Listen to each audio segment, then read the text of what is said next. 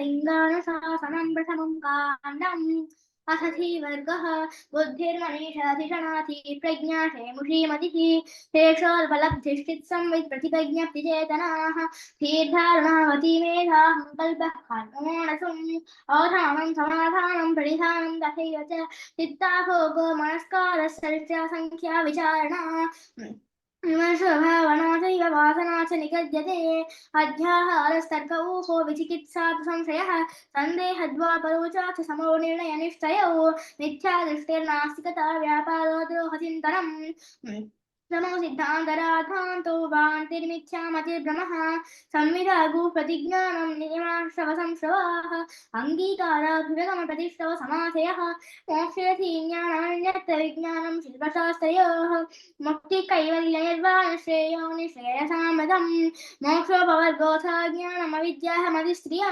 रूपं शब्दोऽन्धरस्य स्पर्शा च विषया अमी गोचरा इन्द्रिया शीतं स इन्द्रियम् कर्मेन्द्रियं सुपायवादिमनोनेत्रादिन्द्रियं सुवरस्तु कषायोऽस्ति मधुरसो लवणं कटुः तिक्तो मृष्टरसापुंसि तद्वत्सु षडमेतसु विमर्दोऽर्थे परिमलो गन्धे च मनोहरे आमोदस्य सोति निर्धारी वाच्यलिङ्गत्वमागुणात् समाकर्षीतु निर्धारि सुरभिर्ग्राणदर्पणः इष्टगन्धसुगन्धिः स्यादामोदीमुखवासनः पूतिगन्धिः सुदुर्गन्धो विश्रं स्यादामगन्धि संस्यादामगन्धि यत् शुक्लशुभ्रशुचिश्वेत श्वेतपाण्डरः पाण्डराः अवधातस्थितो गौरवलक्ष्योधवलोजुनः हरिणः पाण्डुरः पाण्डुरीषत्पाण्डुस्तुथूसरः कृष्णे नीलाहितश्यामकालश्यामलमेचकाः पीतो गौरो हरिद्रावः पालाशो हरितो हरित् लोहितो रक्तः क्षोणः कणगच्छविः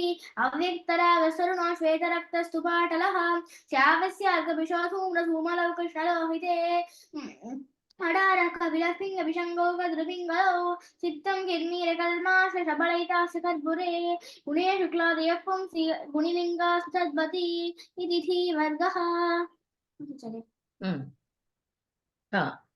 शब्दादिवर्गः ब्राह्मी दुभारती भाषा अथ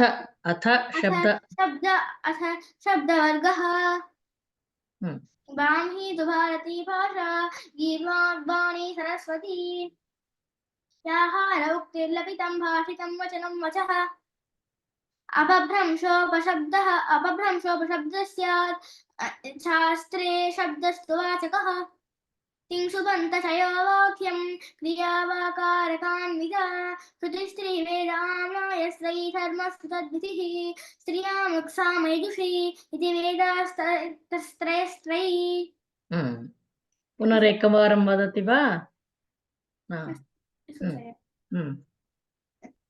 ब्राह्मी दुभारती भाषा गीर्वाग्वाणी सरस्वती याहार उक्तिर्लपितं भाषितं वचनं वचः अपभ्रंशोपशब्दस्यात् शास्त्रे शब्दस्तु वाचकः तिंसुबन्तचयो वाक्यं क्रियावाकारकान्विता श्रुतिस्त्रीवेदाम्नायस्त्रै धर्मस्तु तद्विधिः स्त्रियामुक्सामैजुषीति वेदाश्रयस्त्रै अस्तु तथा अस्ति वा? तथा नास्ति आचार्य। तथा नास्ति वा? अस्तु इदानीम् अग्रिमसप्ताहे अहं नास्मि, अहं यात्रां गच्छामि, अतः कक्षा न भवति।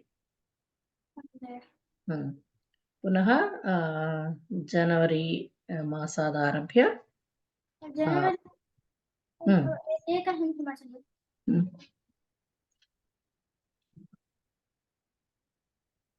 So you are not available at 18th, 19th, 20 and 21? So we will have class at 25th, Acharya. Right? We will have class at 25th later, right, Acharya? No, I am not there. I'll be going. You are going 2 weeks? I will be back only on 28th actually. So first onwards we will start again.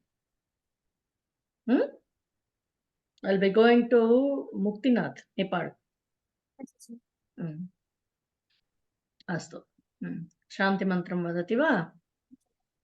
सर्वे भवन्तु सुखिनः सर्वे सन्तु निरामयाः सर्वे भद्राणि पश्यन्तु मा कश्चित् दुःखभाग् भवेत् ॐ शान्ति शान्ति शान्तिः अस्तु